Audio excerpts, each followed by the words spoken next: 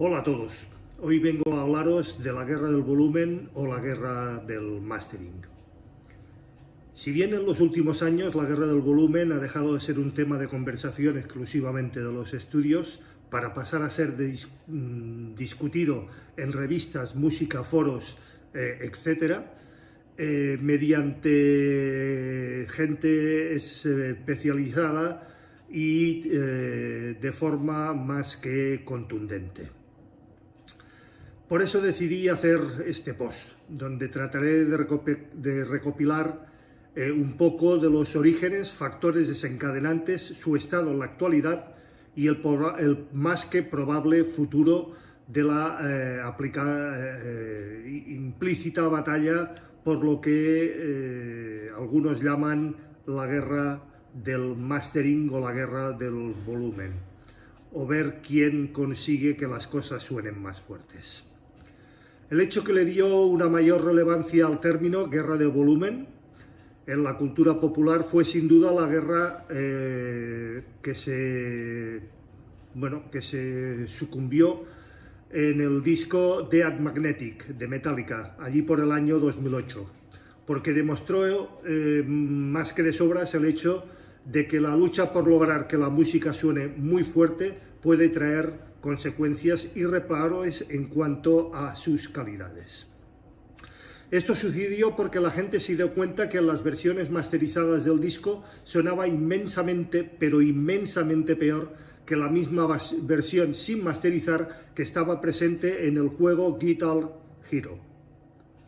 La gente en general no entendía a qué se debía este fenómeno, pero se empezó a cuestionar el origen del problema. Teniendo en cuenta que eso haremos en este análisis histórico de la guerra del volumen, dando algunos ejemplos prácticos para ilustrar todos estos puntos. Empecemos entonces. ¿La guerra del volumen qué es? De manera concisa, la guerra del volumen consiste en una batalla implícita donde el ganador es el que logra que su música suene más fuerte en cualquiera de sus formatos. Dicho de esta manera puede sonar un poco estúpido, pero la realidad es que el volumen de la música es uno de los factores que más influyen en nuestro juicio sobre la calidad de la misma. Aunque parezca mentira, ya lo he comentado en anteriores posts, contra más fuerte suena, mejor parece que suena. Y eso es pura mentira. También entran en juego, evidentemente, las curvas Fletcher-Munson, que también influyen en este caso, es decir, las curvas de Fletcher-Munson, contra mayor presión acústica, mayor sensación en nuestros oídos. Es en la práctica, en la competencia que existe entre los lanzamientos discográficos, en la que los ingenieros de mastering intentan que sus masterizaciones suenen igual o más fuertes que en la competencia, ayudándose para este fin de herramientas como pueden ser los compresores o los limitadores expansores, básicamente. ¿A qué se debe esto? Primordialmente a la psicoacústica, como hemos visto hace un momento. Si se nos presentan dos sonidos iguales, pero uno con una diferencia de volumen, los seres humanos tenemos a preferir los que suenan más fuertes, aunque el sonido en esencia sea exactamente el mismo. El sonido más fuerte tendrá una apariencia de mayor detalle, mayor definición y se escuchará con más graves. Y eso crea un sesgo inconsciente en nuestras mentes y nos hará creer que suena mejor el que mayor potencia o mayor cantidad de sonido tenga. El problema radica en que el sistema auditivo no responde igual en todos los volúmenes, como hemos dicho, las más que mencionadas curvas de Fletcher-Munson.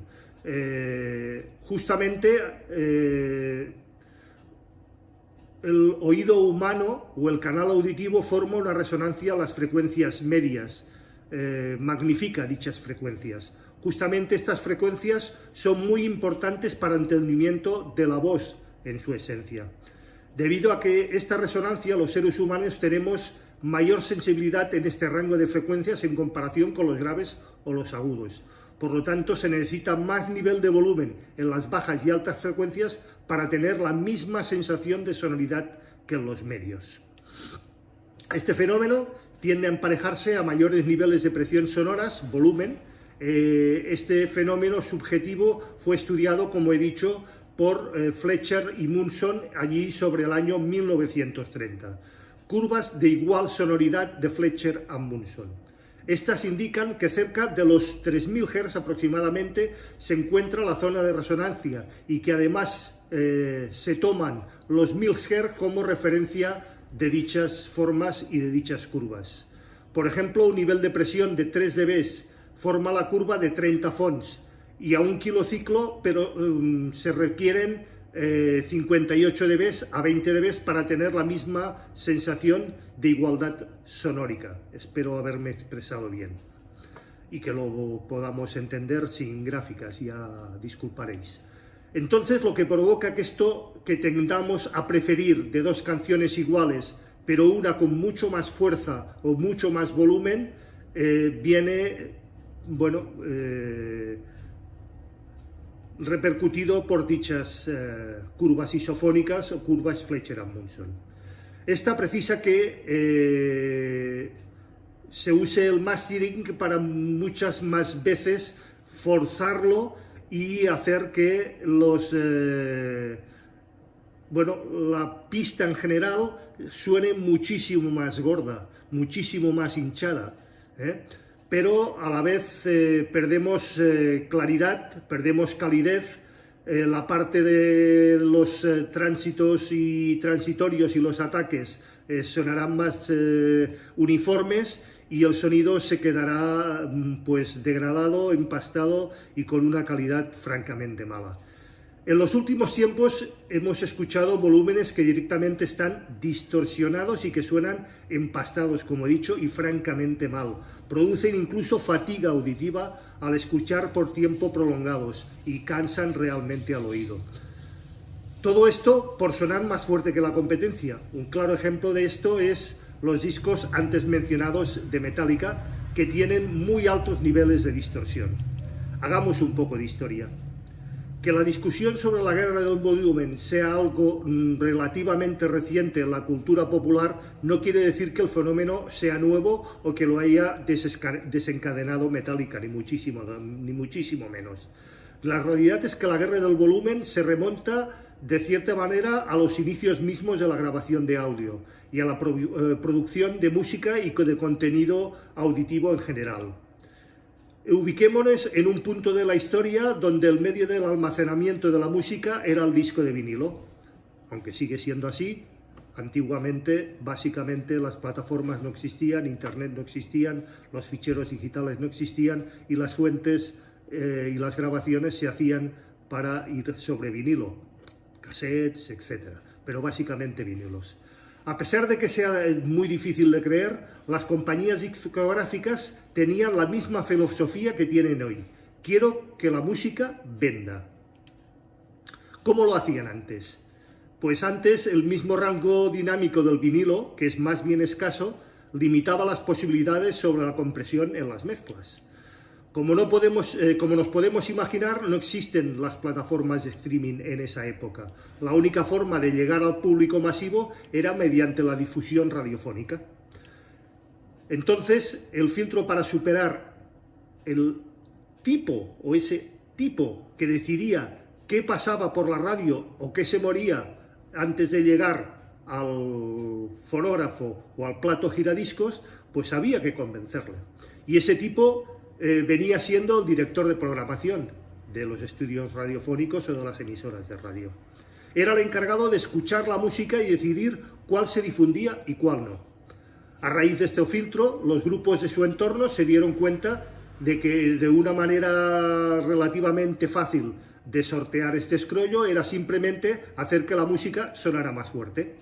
Ante dos grupos con el mismo tipo de música, ante dos canciones o ante dos singles o ante dos LPs con el mismo tipo de música, el director, seguro que se decidiría por el que más fuerte sonase. Fue así que nació la guerra del volumen. Si yo tocaba rock, me ponía a escuchar discos de rock y me preguntaba por qué mi competencia sonaba más fuerte que yo. Entonces acudí al ingeniero y le decía: yo quiero que mi música suene más fuerte que la de mi competencia.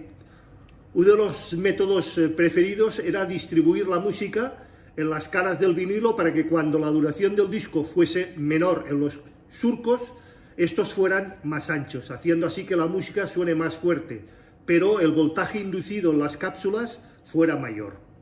¿Cómo se hace ahora? Básicamente mediante la compresión, como hemos explicado.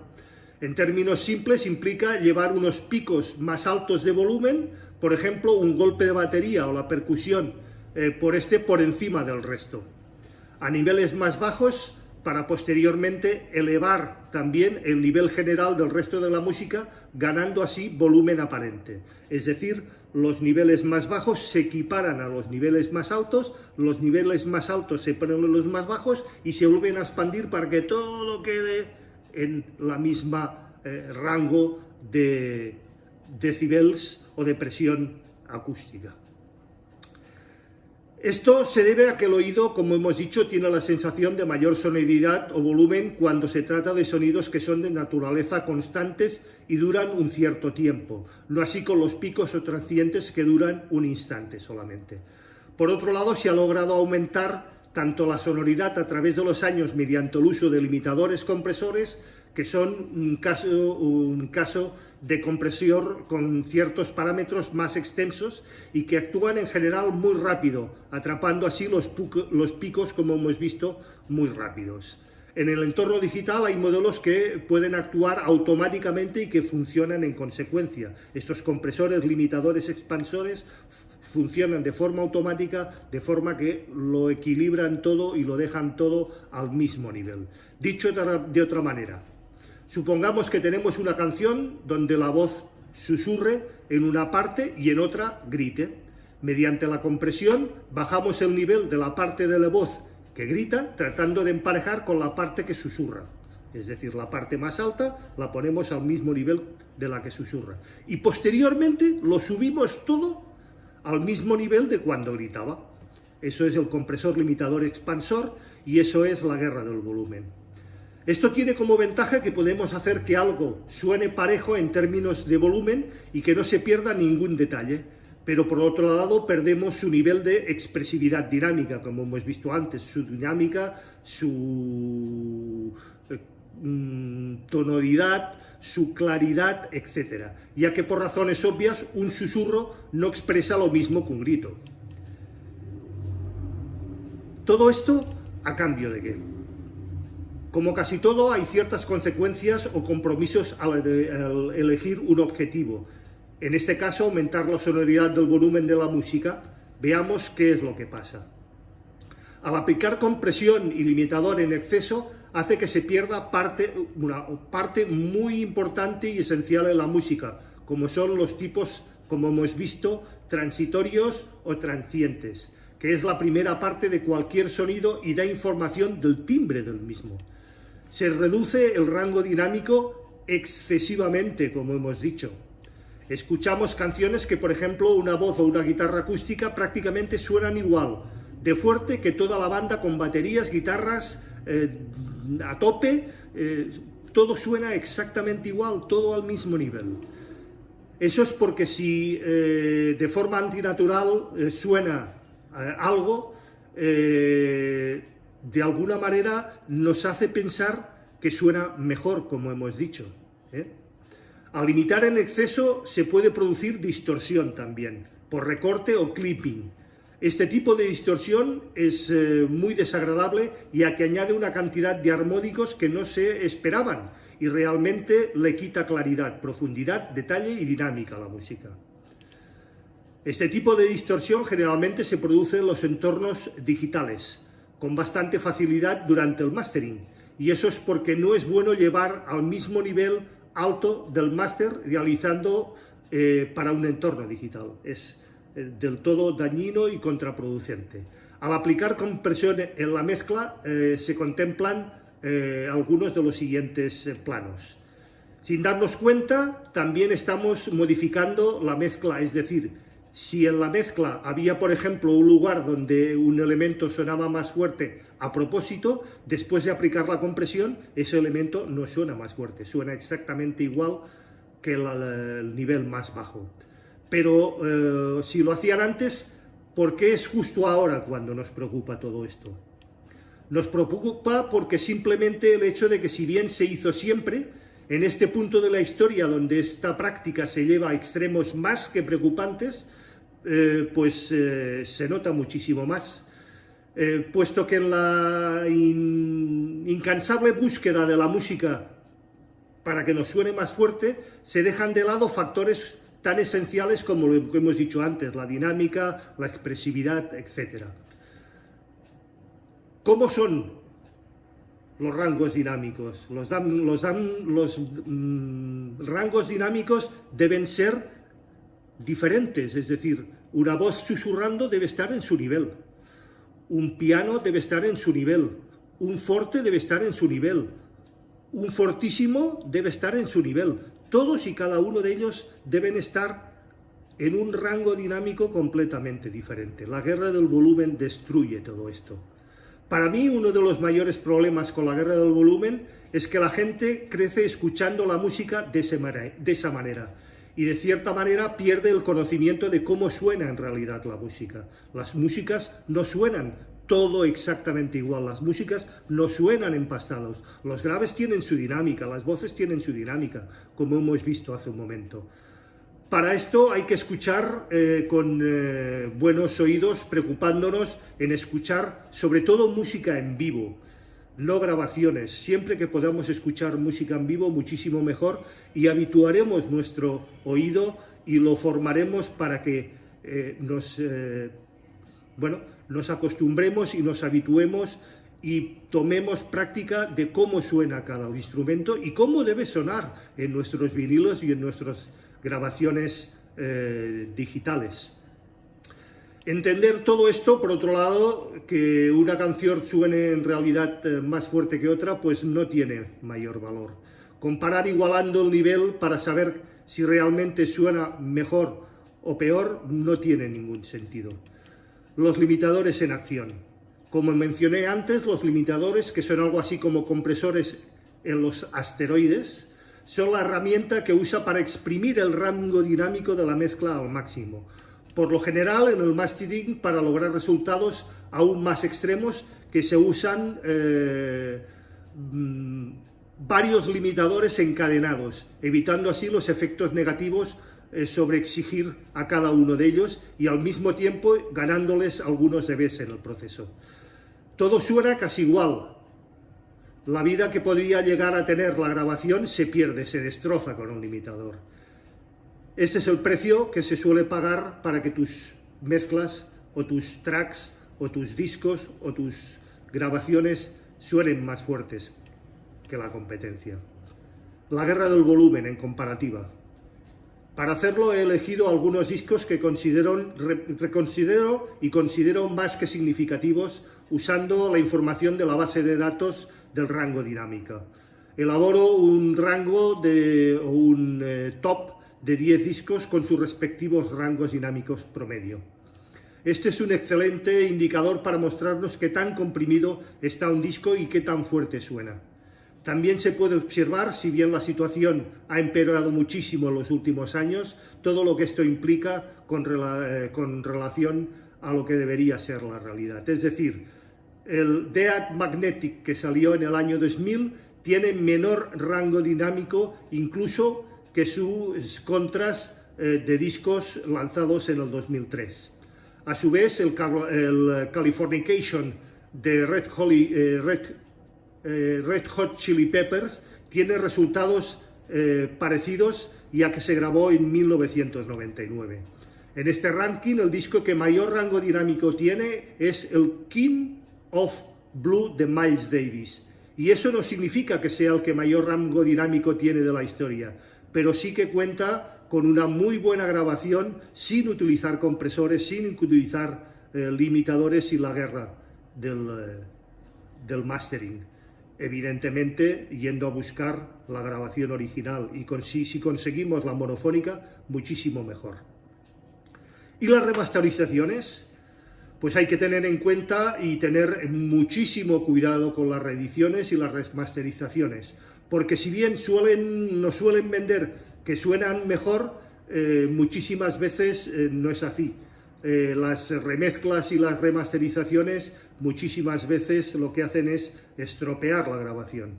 Buscan el que suene mejor antes de que suene como sonaba en la realidad, tal y como fue grabado ese mastering. Otro problema son que las ediciones en vinilo actuales. El hecho de que un disco esté en formato vinilo no implica demasiado, ya que si la masterización se hizo de una forma brusca y antinatural, el formato en vinilo nos sonará completamente destrozado, como he dicho, con distorsiones y sin ninguna dinámica y sin ningún matiz. Hay que entender que el famoso sonido del vinilo no proviene solamente del vinilo, sino también de una cadena de producción que empieza sobre todo en la captación, en la grabación, en la mezcla y en la masterización. Activismo del volumen. El objetivo es el mando. Muchos ingenieros de mastering, músicos y personas ligadas con el audio en general decidieron tomar su iniciativa de forma proactiva en contra de la vorágine del volumen, y para ello pusieron manos a la obra en una ardua tarea de concienciar al público y sobre todo a sus clientes y aplicar o implicarles a todos y cada uno de ellos en la cadena de producción de la música. Para esto es necesario que, si el cliente quiere sonar más fuerte a toda costa, darle la opción de elegir con toda la información pertinente antes de arruinar el máster para siempre. Para el usuario final, la mejor educación posible es tan simple que parece estúpida: el mando del volumen. Personalmente me pasa con casi todas las veces que toco el volumen mientras escucho música, y lo hago no para subir, sino para bajar, para hacer que las cosas suenen tal y como deben sonar. El mando del volumen se hizo para usarse, y si se quiere escuchar algo más fuerte, lo único que tienes que hacer es, evidentemente, subir el volumen. Pero que no lo hagan los ingenieros, no lo hagas en tus mezclas, porque destruyes toda la riqueza del sonido. Algunos hechos. Estudios más recientes demuestran que no existe una correlación directa entre lo que suena más fuerte y el nivel de ventas de dichas producciones. La creencia de que es necesario limitar de manera extrema la música puede ser muy competitivos de una manera más que falsa, porque, por ejemplo, las emisoras de radio ya tienen en cuenta sus propios limitadores propios de la técnica que utilizan para radiodifusión. La realidad es que la música con mayor rango dinámico va a sonar mejor en la radio, porque los limitadores que estos tienen van relacionados en consecuencia para que esto suene mejor. No hace falta abusar de ellos. A veces, para no perder competitividad, se estila de distintas maneras o en distintas versiones. Utilizan diferentes masterings, diferentes versiones para decir cuál suena mejor o cuál suena peor, desechando todas aquellas que están comprimidas y que suenan empastadas y sin rango dinámico. Conclusiones. Es posible que la guerra del volumen haya llegado para quedarse, pero la única herramienta que tenemos para combatirla es la educación, como he dicho, escuchar muchísima música en directo. Hacia los productores y los músicos y el público en general, decir exactamente lo mismo. No tiene ningún sentido la guerra del volumen. Hemos de hacer que las cosas suenen lo más natural posible, educar nuestros oídos. No hemos nacido con los oídos educados. Contra más música escuchemos, contra más música en directo escuchemos, más nos habituaremos a cómo deben sonar las cosas.